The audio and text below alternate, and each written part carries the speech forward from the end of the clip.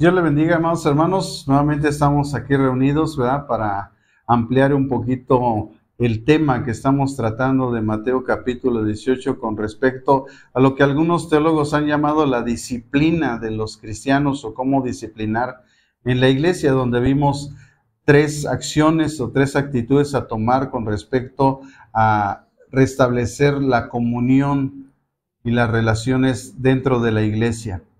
Y vimos tres principios también el domingo que nos muestra este mismo pasaje para nosotros aplicar esas tres acciones. Pero posteriormente el Señor Jesús, ¿verdad? Después de la pregunta de Pedro que dice, ¿cuántas veces tengo que perdonar? El Señor Jesús le responde, no te digo 7, Pedro, sino 70 veces 7, lo que en el argot judío significaba que debería de ser siempre. Y en este capítulo 18, el Señor Jesús pone un ejemplo que lo vamos a orientar con respecto a aquellas personas que saben obtener el perdón de Dios, pero que no saben perdonar. Y así como voy leyendo, vamos a ir poco a poco explicando para que vayamos entrando en contexto. Dice la Escritura en el versículo 23, cuando Jesús empieza a dar la parábola del siervo que no quiso perdonar, le dice, por lo cual el reino de los cielos es semejante a un rey que quiso hacer cuentas con sus siervos.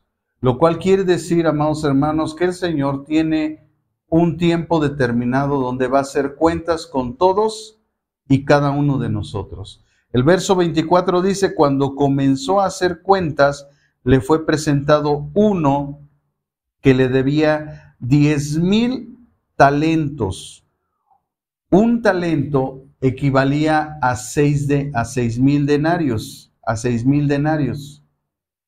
Y un denario correspondía a un día de trabajo de una persona que trabajaba un tiempo determinado en ese tiempo, un jornal de trabajo.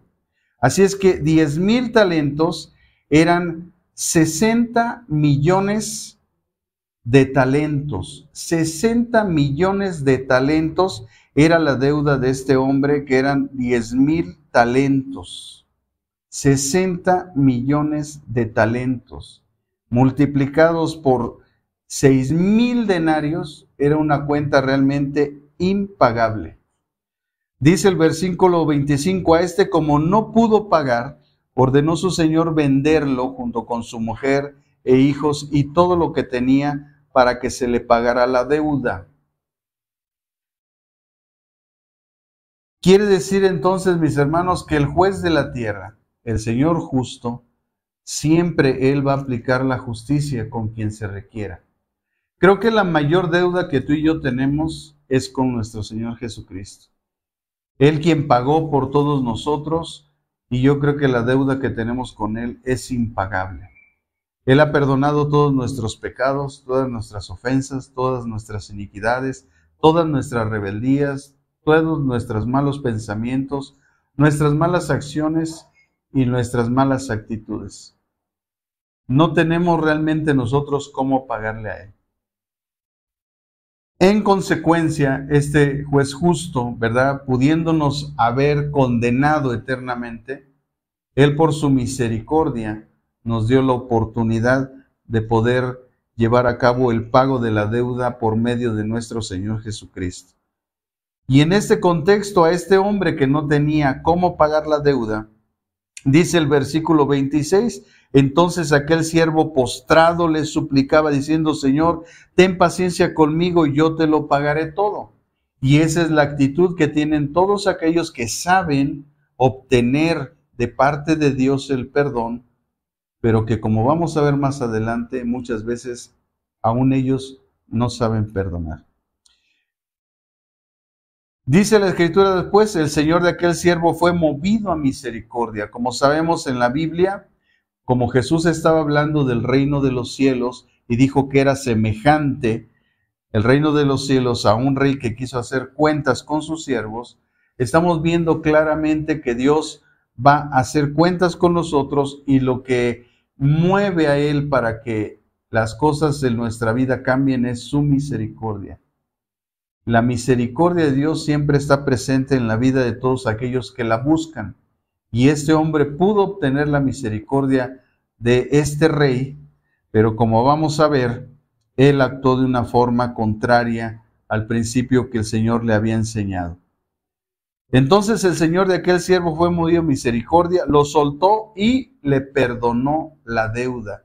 Es una acción, la palabra hebrea perdonar en este pasaje significa que el Señor no toma en cuenta absolutamente nada de nuestras deudas. Pero dice, saliendo aquel siervo, halló a uno de sus consiervos que le debía 100 denarios, es decir, 100 días de trabajo. 100 días de trabajo le debía, y dice que agarrándolo lo ahogaba diciendo, págame lo que me debes.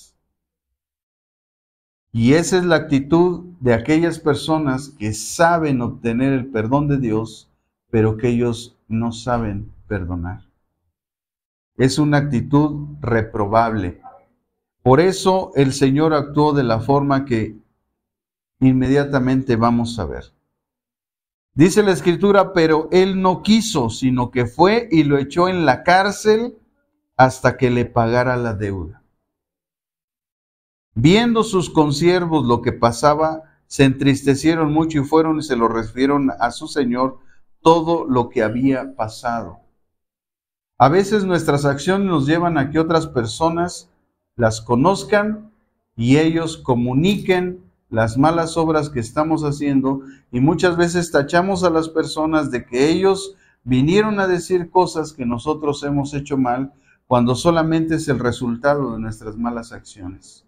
Aquí dice claramente que los consiervos, sabiendo la actitud y sabiendo la acción equivocada que se había llevado a cabo, inmediatamente fueron y comunicaron, como siempre debe de ser, de una forma correcta, comunicar las cosas que están mal para que podamos actuar en consecuencia.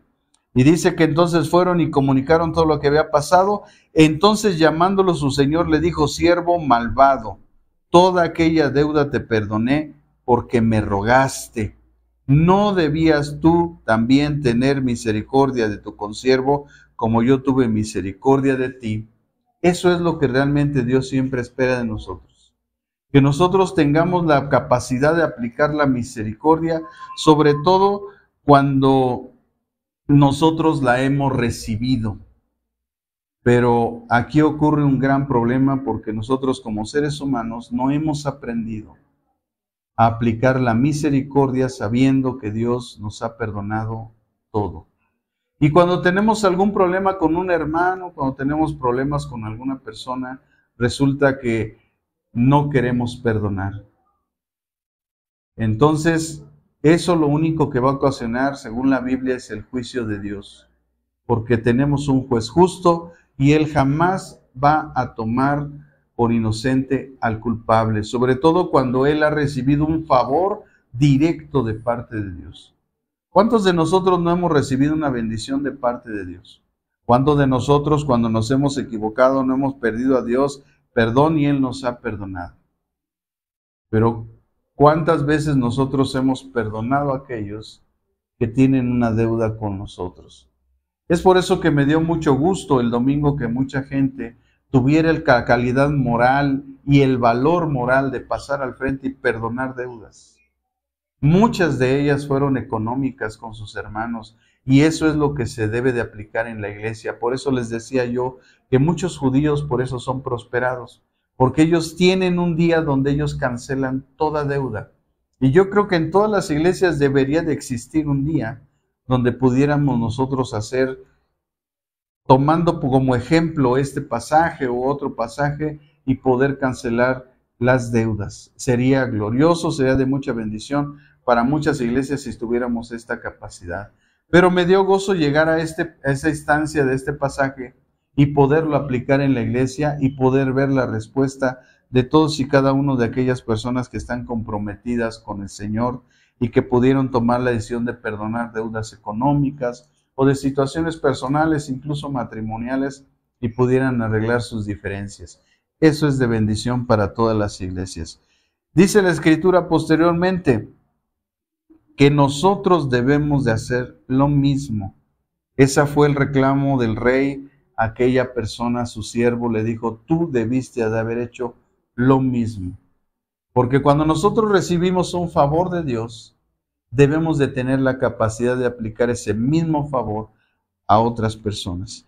Entonces su señor, enojado, porque lógicamente la desobediencia lo que acarrea en nuestra vida es la ira de Dios o el enojo de Dios, y entonces vienen las consecuencias. Dice la Escritura, entonces su señor enojado lo entregó a los verdugos hasta que pagara todo lo que debía.